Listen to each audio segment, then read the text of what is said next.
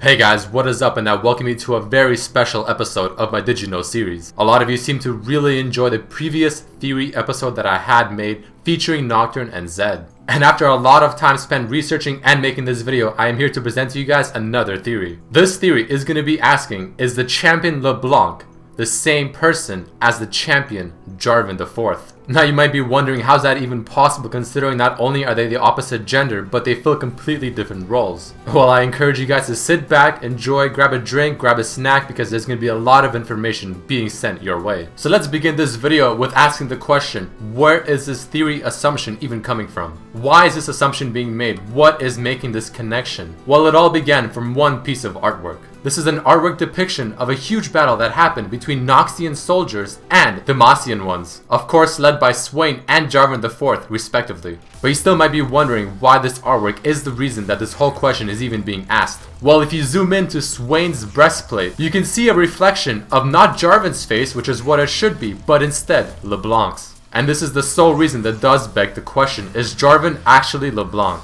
The short answer that I believe to be true is yes, and that the Jarvan is actually LeBlanc in disguise as a spy for Noxia. But let's dive into some facts. Taking a quick look at LeBlanc's history, you can see how it states that she is the leader of the Black Rose, who was a group or clan that was a huge part of Noxia history, and also had a huge influence on it. It also mentions later how the Black Rose was the true power behind the throne of Noxia.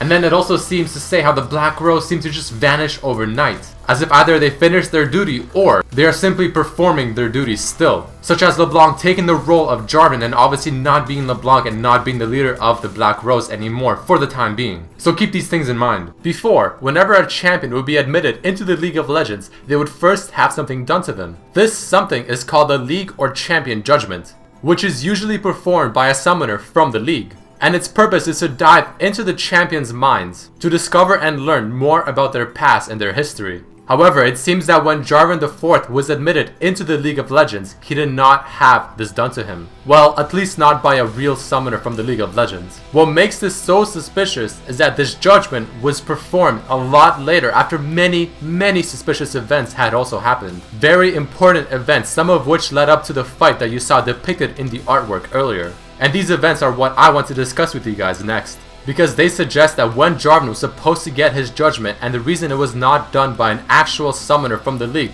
was 1. It was purposely made this way by the Noxian forces such as Swain, and 2. This was at the time when LeBlanc was already supposedly in the shape and form of Jarvan, hence bypassing all possibilities and chances of being revealed as an imposter. But let's dive into the Journal of Justice and all of the events. This all began when Swain appeared before Jarvan III and Jarvan IV, where they were signing documents of a treaty between themselves and Kalamanda, which is the neutral village that is in charge of the mines that people use to farm. Jarvan IV got very mad at Swain for the interruption that he is causing. But as Swain is standing in the picture above with someone else, he claims this man has confessed to the murder of the Noxian citizen in the mines and the attempted framing of Noxus. The confessor was a Demacian soldier that went by the name Thom Garvin. And after this statement, Jarvan III asked him whose orders was he following, and Thom answered, "I obeyed the commands of your son, the prince," which is Jarvan IV. Thom was then held in a prison by local authorities. And shortly after this event,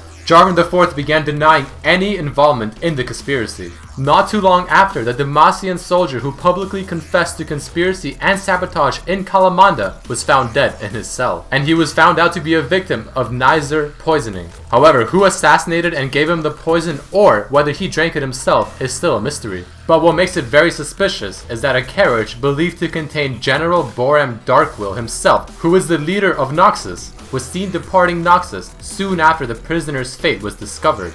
But what makes things very suspicious is that as they were heading to Kalamanda, the general and all of his forces were found dead. There were no traces of any attacking force or survivors, which the rest of the Noxian soldiers found very odd, since the site of the ambush is flat and open with little vegetation or terrain. In my opinion, Swain is behind all of this, and this is just a small part of his master scheme. And later in this video, you'll see for what I believe it is for. However, Swain naturally pointed his finger at Demacia, saying this is a clear declaration of war. But with a quick and public response, King Jarvan III of Demacia described the attack. stating, "This is a horrific tragedy. It is no secret that Demacian and Noxian forces have opposed each other on numerous occasions, but General Darkwill and I were able to, after so much conflict, put our rivalries aside for the greater good. I did not order this attack." So clearly this is a huge scheme that is being set up by Swain. After all, he is the master tactician, and this is just an excuse in order to go to war. And that is exactly what happened. It seems Jarvan IV was the first one to strike a blow against the General Swain. According to eyewitnesses, Swain was making his usual rounds of the Noxian camp when he was ambushed by Jarvan, who was lurking in the shadows nearby. But what makes this war even more interesting is the fact that Prince Jarvan has not been seen on the battlefield since his initial clash with Swain.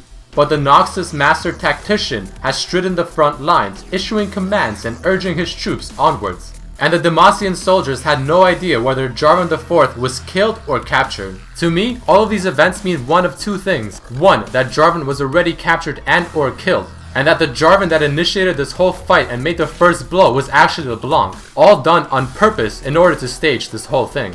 Or two, this was actually Jarvan attacking Swain, but ended up getting caught in the middle of the fight, and now is completely missing. Taking another look at that page, you can see Tryndamere mentioning how Jarvan, even though he can be a hothead, it is hard to imagine him starting the fight with stakes like these. But shortly after, he also states that those two have always had a special hatred for each other, and if anyone were to get to him, it would be Swain. Which still makes things somewhat confusing as to what I just said about the two different stories that this can explain. However, before we continue, I want to take a quick break and jump into Jarvan's lore. In his lore, it also states how he was captured by Swain, but then it also states how he was rescued by an elite Demacian strike force led by Jarvan's childhood companion, Garen. But the main line I want to discuss is the one that is highlighted, which states, "Those close to him believed that his capture had changed him." Xin Zhao was quoted as saying, "His eyes never seemed to look at you, only through you to something he could not look away from." Keep in mind that this quote is said after he was already captured and after he was saved,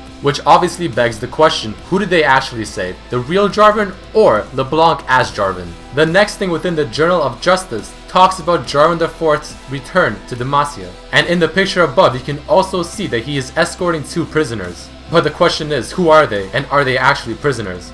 What makes his return so interesting and suspicious is his new and seemingly changed attitude, because Garen greeted him at the gates and offered him assistance, but he was turned down by Jarvan in front of the whole crowd. A Demacian guard by the name of Velcaris also states how his arrival was completely unannounced, making it really random, and then also stated that the prince was very clear that no questions were to be asked. Doesn't this sound a lot like something LeBlanc would say if she took the form of Jarvan and came back to Demacia like this? Another interesting thing is that apparently the prince did not stop to acknowledge his citizens, which is very unlike him. When Garen questioned Jarvan about the identity of the two prisoners, Jarvan, in front of the whole crowd, responded with, "This is the business of the crown. Your loyalty is appreciated, Garen, but the Dauntless Vanguard has no place in this matter. Stand down." As Jarvan entered the castle with the prisoners, the prince apparently has not been seen outside the castle walls, and the identity of the prisoners still remains to be unknown. As a final note, Swain became the new general of Noxus after killing the previous general's son, Karin Darkwill. And in the picture above, you can see Talon and Katarina, both a member of the Duca II family, seeing Swain being crowned as the new Grand General of Noxus, which I believe is all part of his plan to kill the previous general, gain position and power, and have LeBlanc as a spy within Demacia as Jarvan. So these are the main points that I want to share with you guys to prove behind the fact of whether or not LeBlanc and Jarvan are the same person. However, before I end off this episode, there's still a few things that I wish to share with you guys. The first thing is that their idle animations when they're standing in one spot seem to be somewhat similar. How they're both holding something in almost exact same way, both somewhat shifting side to side, making it look somewhat suspicious. Also, LeBlanc's title is The Deceiver, which is perfect for what she is doing, such as impersonating Jarvan IV. And then she also has a quote that sounds very interesting as well. "Looks can be deceiving." On top of this, looking back at the lore from the Journal of Justice, did you notice how at the beginning when Jarvan was accused of telling the prisoner in the mines to kill someone, he instantly started to defend himself and saying he had nothing to do with it? However, he never denied the fact that he struck the first blow against Swain to begin the all-out war, which is quite the opposite of how the real Jarvan reacted to accusations back at the beginning. Also, another interesting point was made by a user in the community, is that in the last panel of the sneak peek of Talon, who of course is part of the Duca II family, which is also part of Noxia, The blade in that panel is surrounded by black roses, which is the clan that LeBlanc was the leader of, on top of having Swain's bird sitting on the sword. Maybe he was the one that poisoned the Demacian soldier within the prison. Alright guys, that is about all the information that I can cram up together and throw right at you guys. So, tell me what you think. Do you believe that this is true? Do you think that LeBlanc and Jarvan are the same person, such as LeBlanc taking over Jarvan's place, and Jarvan is either sitting captured within Noxia or he has been killed? Or do you think this is all just a mere coincidence, and that the real Jarvan is actually Jarvan himself? Tell me what you guys think down below, and also please do throw in a like if you did enjoy this video. You can also check out my previous theory video where I talk about the relationship between Zed and Nocturne. And also, if you have the time, check out my French channel, The Paquito. Description below contains the link for more sweet League of Legends action. But once again, I hope you guys enjoyed this video, and I hope to see you next time. Peace.